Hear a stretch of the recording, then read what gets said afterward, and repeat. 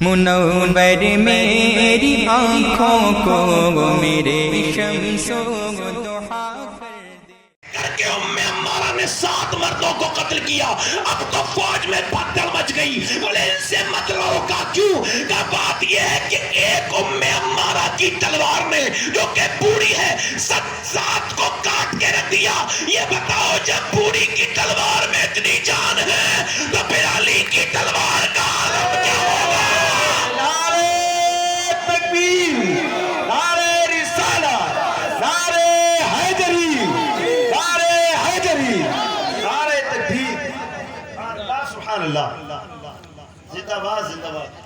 میری بہنوں کل مرو گی پرسوں مرو گی. ایک بات یاد رکھنا, کل نہیں مرو گی میں بھی مروں گا, آپ بھی مرو گے. ایک دن ہوگا قبر کے نیچے آپ بھی ہوگے میں بھی.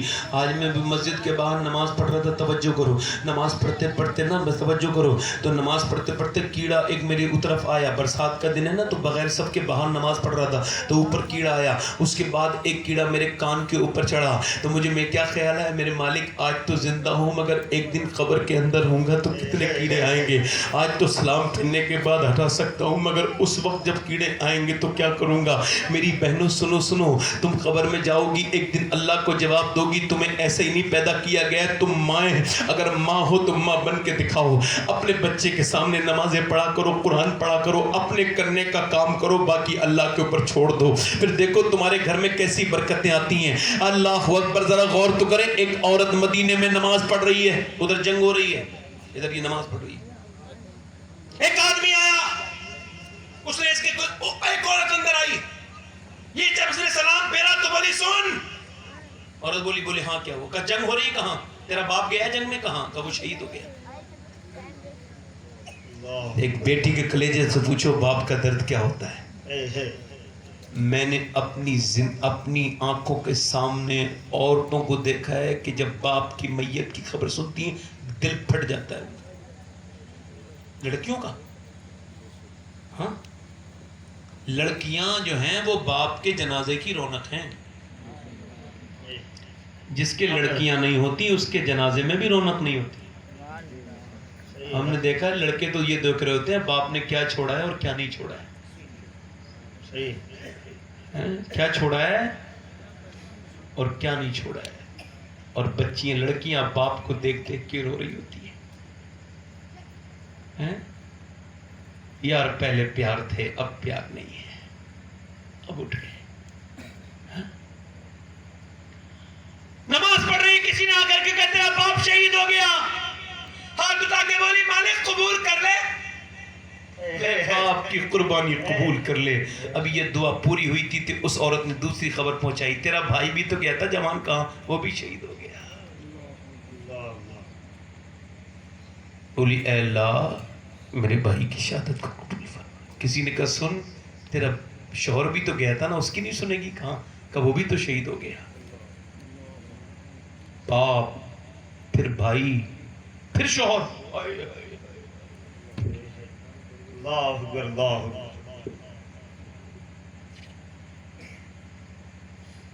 مگر ابھی یہ خبر پوری نہیں ہوئی. اس عورت نے کہا سن تیرا جوان بیٹا بھی تھا نا, وہ بھی شہید ہو گیا.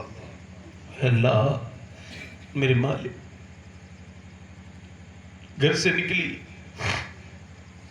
پردے میں لاش پہ گئی, باپ کی دیکھی, بھائی کی دیکھی. نہ باپ کی لاش پہ رکی, نہ بھائی کی لاش پہ رکی, نہ شوہر کی لاش پہ رکی, نہ بچے کی. ڈھونڈ رہی ہے, ڈھونڈ رہی ہے, ڈھونڈ رہی ہے, ڈھونڈ رہی ہے. کسی نے پوچھا کیا ڈھونڈ رہی ہے؟ کہ میں اپنے حضور کو ڈھونڈ رہی ہے. سبحان اللہ, سبحان اللہ, زندہ باد. حضور کی بارگاہ میں جاتی ہے, سرکار کو دیکھتی ہے, عرض کرتی ہے میرے حضور آپ سلامت ہیں تو میری پوری زندگی سلامت ہے. کسی نے کہا باپ کے جنازے پہ آئی ہے, ابھی تیرا پردہ ختم نہیں ہوا. تو کہنے لگی سن میرا باپ مرا ہے, ابھی پردہ نہیں مرا, پردہ زندہ ہے. سبحان اللہ, سبحان اللہ. آج جس عورت کو بے پردہ نہیں دیکھا ہو اسے تم شادیوں میں بے پردہ دیکھو, بازاروں میں بے پردہ دیکھو, مزاروں پہ بے پردہ دیکھو.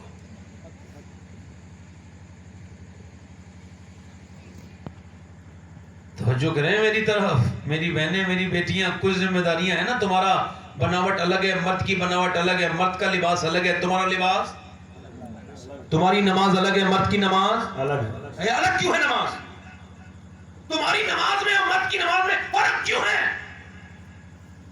مرد نماز پڑھے گا اللہ اکبر، ہاتھ لائے گا نہیں، تکبیر اللہ جب کہے گا تو پہلی تکبیر کہے گا اللہ اکبر، اور مرد کے لیے، عورت کے لیے کیا حکم ہے؟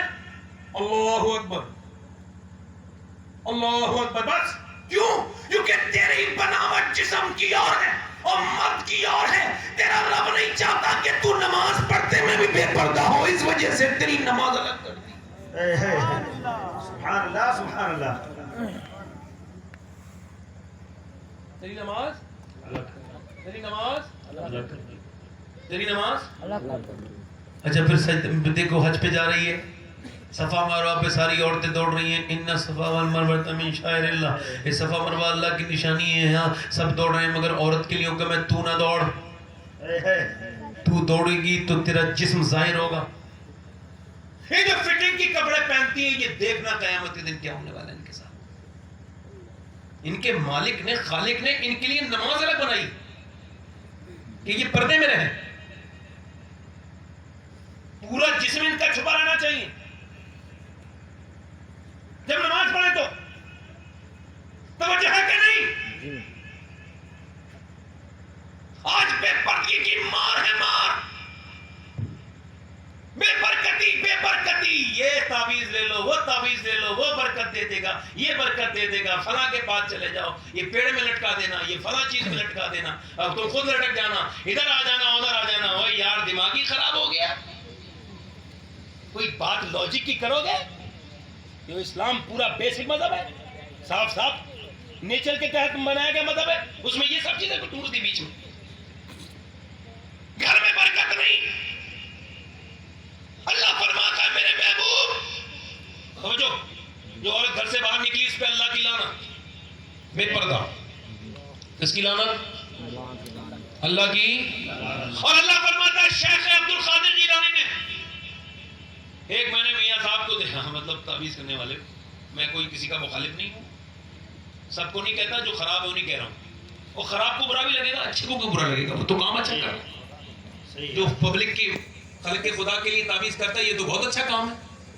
بھائی تعویذ کرنا، خدا رسول سے جوڑنا. اب یہ خالی بنڈل دے کر نہیں چھوڑا کرو کہ لے سب ہو جائے گا، برکت ہو جائے گی. ایسا آپ کو نے دیکھا وہ پھال کھول رہے تھے، تیرے گھر میں بڑی بے برکتی ہے اور بڑا. میں کہا اچھا وہ اس کی تو تمہیں پتہ چل گئی.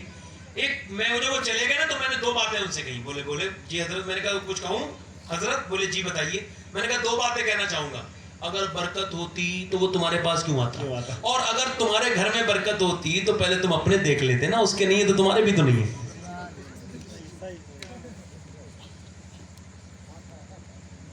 اب آپ مجھے بتائیں، پیر دیکھ رہا ہے کہ مرید کے جیب میں برکت ہے، مرید دیکھ رہا ہے پیر کی دعا میں برکت ہے. شکاری شیر سے ڈر رہا ہے اور شیر شکاری سے ڈر رہا ہے. تو جائے کہ نہیں؟ اب شیخ عبد القادر جیلانی غوث العظم فتور خیر میں ارشاد فرماتے ہیں، اللہ نے فرمایا حدیث قدسی، اللہ نے فرمایا اے میرے محبوب جب میں کسی پہ لعنت بھیجتا ہوں تو اس کی 7 نسلوں تک اثر رہتا ہے.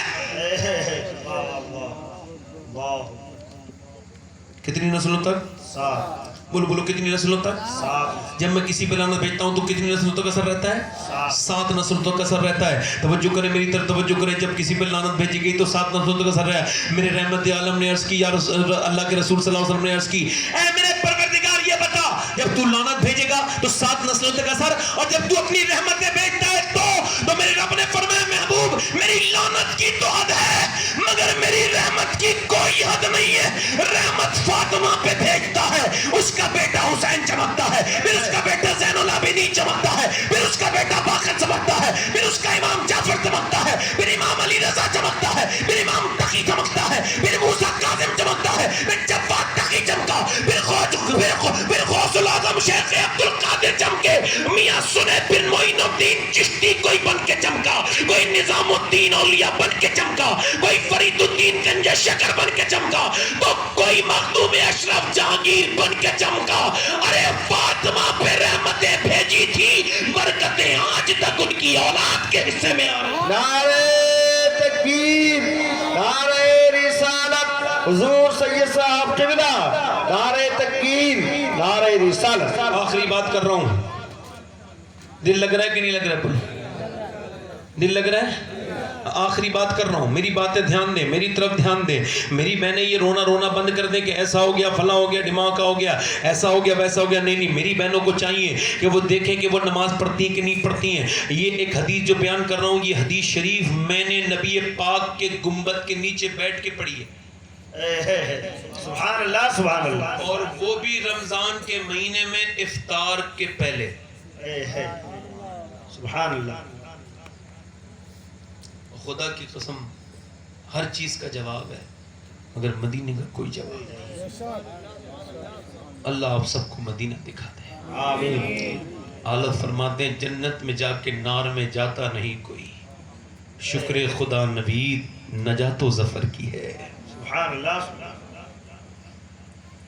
حضرت مولا علی فرماتے ہیں میں اپنے گھر میں آیا، توجہ کریں میری بہنیں اور آپ بھی غور کریں، فرماتے ہیں میں اپنے گھر میں آیا، مولا علی فرماتے ہیں میں اپنے گھر میں آیا، میں جب اپنے گھر میں آیا تو میری بیوی نے جب دروازہ کھولا تو مجھے مسکرا کے سلام کیا۔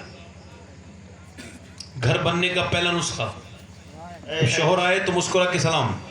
سبحان اللہ، سیدہ فاطمہ کی سنت بھی ہے، سبحان اللہ، بہترین عبادت ہے سبحان اللہ، شوہر کو راضی رکھنا۔ بولو تو ذرا سبحان اللہ۔ سبحان اللہ۔ شوہر آیا، ساری باتیں بھول جاؤ، کوئی بات چھوٹی موٹی ہوئی بھی ہے تو دفن کر دو، تھک کے آیا اسے اچھا ماحول دو۔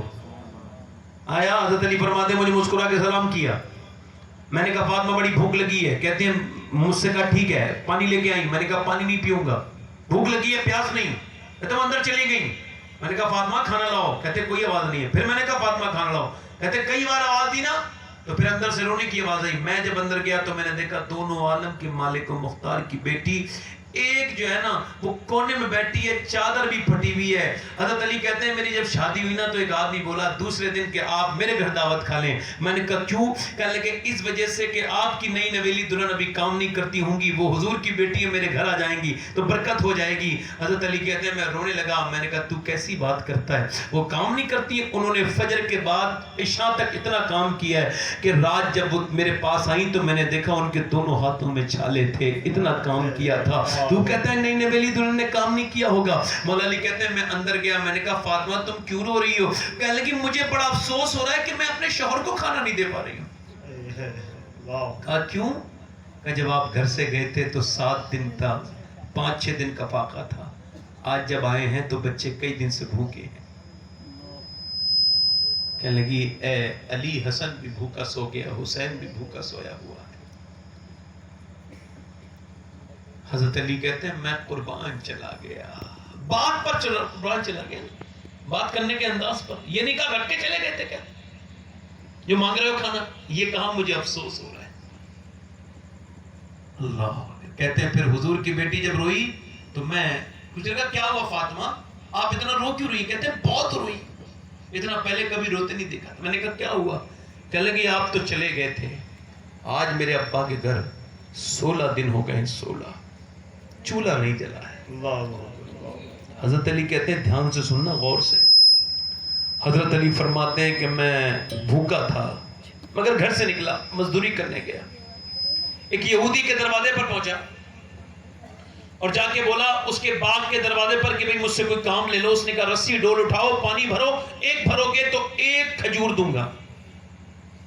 بڑی ڈول بڑی رسی، کہتے ہیں میں بھوکا، 3 نکالی تھی تو تھک گیا، پسینے میں نہا گیا، بڑی ڈول بڑی مشکل سے کھچی۔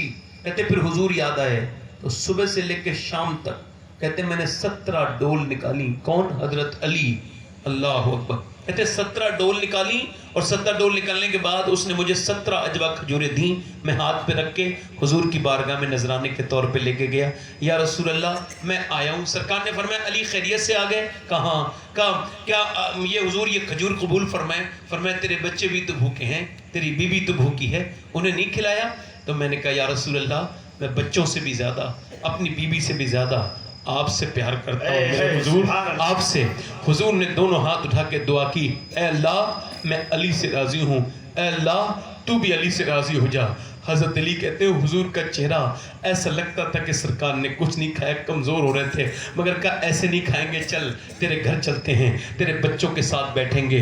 کہتے ہیں میرے گھر گئے, میرے حسن کو اٹھایا تو میاں اٹھا نہیں, حسن اتنے کمزوری کے ساتھ نانا کو دیکھا, حسن کو اٹھا کے پیار کیا اور پھر اپنے ہاتھوں سے کھجور کی گٹی نکالی اور منہ میں کھجور دے دی. اللہ اکبر. پھر حسین کو دونوں بچے اتنے کمزور ہو چکے تھے, میں آپ کو صحیح بتاؤں میں نے افطار کیے مدینے میں 5 لاکھ افطار کرتے ہیں روز, اور حضور کے صدقے میں پوری دنیا کھاتی. میں صحیح بتا رہا ہوں پچھلی امتوں نے گناہ کیے نا تو وہ بھوکی مری بھوکی, مگر ہمیں حضور نے ایسی دعائیں دی ہیں کہ آج ہمارے گھروں میں بہترین کھانے ہیں, کھاتے ہیں تیرے در کا, پیتے ہیں تیرے در کا, پانی ہے تیرا پانی کا. ہم اس رسول کو بھول چکے ہیں, ہماری بہنیں ہمارے بھائی سب اس رسول کو بھول چکے ہیں جس نے پیٹ پہ پتھر باندھ کے ہمیں دعائیں دی ہیں. اس رسول کو بھول چکے ہیں جس نے پتھر کھائے ہیں, جس نے مکے میں اذیتیں سہی ہیں مگر دعائیں ہم سب کے لیے کرتے رہے ہیں. آج ہم سب کے چولہے جس کے صدقے میں جلتے ہیں اس نبی پاک نے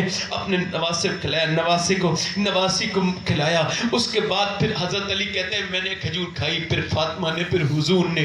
کہتے ہیں حضور کو دیکھا جب فاطمہ نے تو آنکھوں میں آنسو آ گئے. اللہ اکبر. اللہ کے رسول کی بیٹی اپنے چادر چھپائی. کہ فاطمہ کیوں چھپا رہی ہو؟ یہ اس وجہ سے کہ پھٹی ہوئی ہے میری بیٹی نانا, یہ چادر پھٹی ہوئی ضرور ہے مگر جنت کی ہر حور میری بیٹی فاطمہ تیری چادر پہ سر پہ رکھنے کی دعائیں کرتی ہے. او یار ذرا دیکھیں تو جس کے بچے بھوکے رہیں, جس کے صحابہ نے پیٹ پہ پتھر باندھے ہوں, آج اس نبی کا 10 منٹ ذکر کرنے کے لیے کوئی تیار نہیں. نہ کسی کو درود یاد ہے, نہ وہ قرآن کسی کو یاد ہے جو نبی پاک کے اوپر نازل ہوا ہے. اب ہم بربادی کی طرف جا رہے ہیں.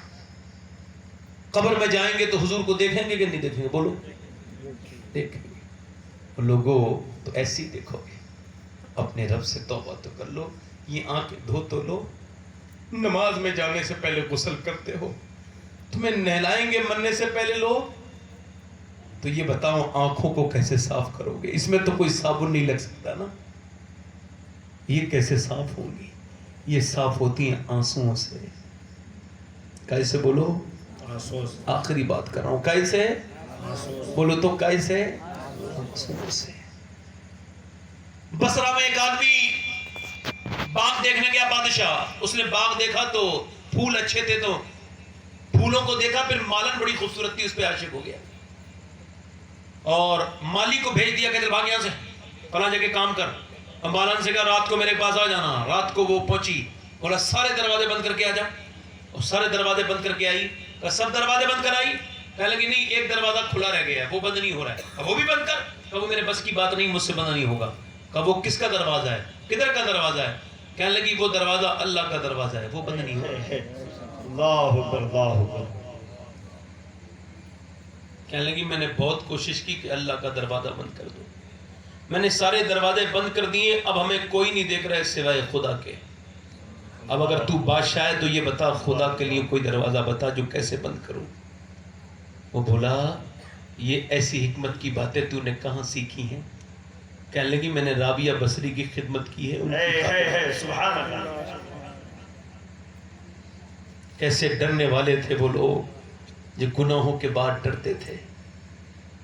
توبہ کریں اپنے رب سے. ایک آدمی, اب بارش نہیں ہو رہی ہے, موسیٰ علیہ السلام کے بارگاہ زمانے میں, بہت دھیان سے سننا, آخری بات ہے میری, بارش نہیں ہو رہی ہے. اچھا بارش نہیں ہو رہی ہے نا, تو لوگوں نے کہا جانور بڑھنے لگے, دعا کریں موسیٰ. کہنے لگے چلو پہاڑ پہ چلتے ہیں. پہاڑ پہ جا کے موسیٰ نے جو ہے نا ہاتھ اٹھائے, دعا کری, اللہ بارش کر دے. اللہ نے فرمایا نہیں کروں گا بارش. ان لوگوں میں ایک بندہ ایسا موجود ہے جس نے 40 سال سے گناہ کیے, توبہ نہیں کیا, میں نہیں کروں گا بارش. اچھا چور کو پتا ہوتا ہے کس نے چوری کی ہے نا.